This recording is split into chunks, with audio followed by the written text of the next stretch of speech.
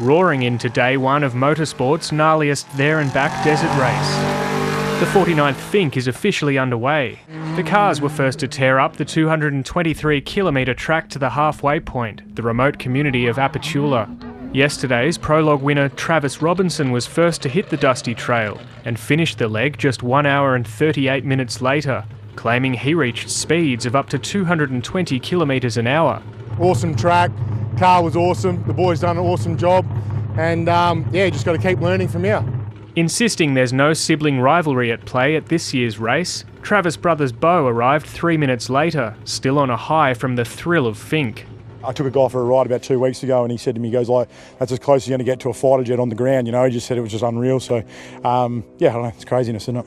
On two wheels, Corey Hammond was first to reach Apachula in 1 hour and 53 minutes. It's not Finke without a few airy moments, but yeah, I had probably the biggest one I've had in that 120 whoops there and thought it was all over, but held on to it and yeah, that was it.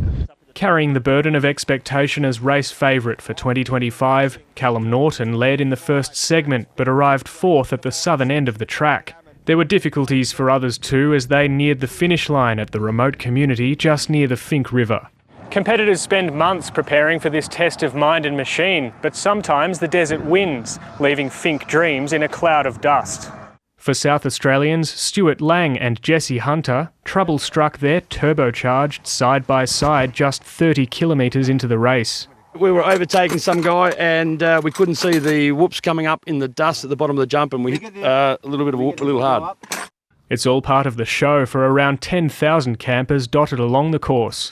100 or so bikes running through every 30 seconds, it's pretty good. With no shortage of trackside antics, they'll be keenly watching on tomorrow as riders and drivers face their final test of endurance in the sprint to the finish line. In Alice Springs, Sam Parry, ABC News.